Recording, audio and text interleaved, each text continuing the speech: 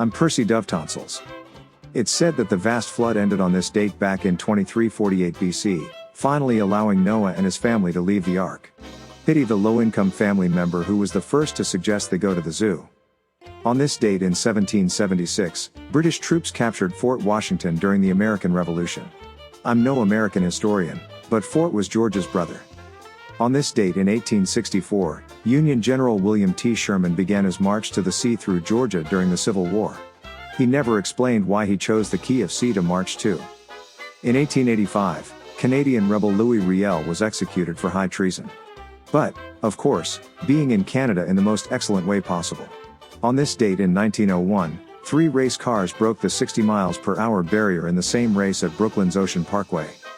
It doesn't sound that fast, but I still get excited when I hit over 35 miles per hour during rush hour. Who knew that 120 years later, you'd be lucky to be able to go 30 on a freeway during rush hour? That's still twice as fast as the freeway was moving yesterday. I'll be jealous the next time I get on the freeway here during rush hour. For the record, all 3 pizzas arrived piping hot. In 1907, Oklahoma became our 44th state. How did we wait that long to make something in the middle of the country a state? Like, we were thinking about it? We wanted to know if it was going to work out.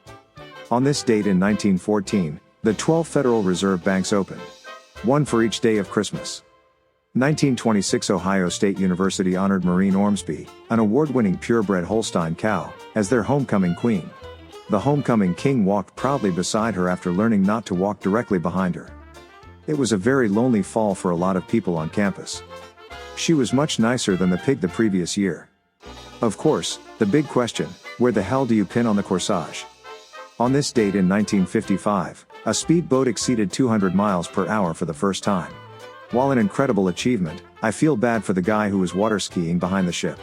No one seems to mention him, wherever he ended up. On this date in 1965, Walt Disney unveiled his plans to build Disney World. They were the happiest plans on Earth. And, of course, it would not be a small world after all. On this date in 1982, NFL players ended an 8-week walkout. At that particular moment in the history of our country, every honey-do list in every household had been completed. Today is World Pancreatic Cancer Day, International Check Your Wipers Day, International Day for Tolerance, National Indiana Day, Great American Smokeout Day, National Button Day, and National Fast Food Day. Despite his best efforts, former SNL star Pete Davidson hits the big 3-0 today. Figure skater Oksana Bayul, whose name I always thought sounded like what happens when you drink too much vodka, turns 46 today. I always felt her name was something you'd say when you pulled a muscle. I always thought her name sounded like something you'd say after too much vodka or a sobriety test. She's one of the few people with a name that sounds better backward than forwards, Lou Abinasco. Okay, it's a tie. Maggie Gyllenhaal also turns 46 today.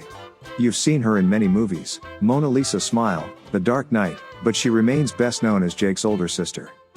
Brandi Glanville turns 51 today. She's among the Real Housewives of Beverly Hills. The only real in that show is in the title. Former Cosby Kid and Lenny Kravitz's ex, Lisa Bonet, is celebrating her 56th birthday on this planet.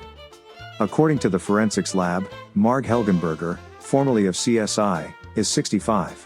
David Leisure, once famous as Joe Azuzu and eventually appearing in the Airplane movie, turned 73 today.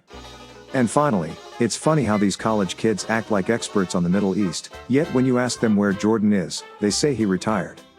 With exciting facts to clutter your mind, I'm Percy Dove Tonsils, for KDAZ, Digital Broadcasting. And thanks for listening.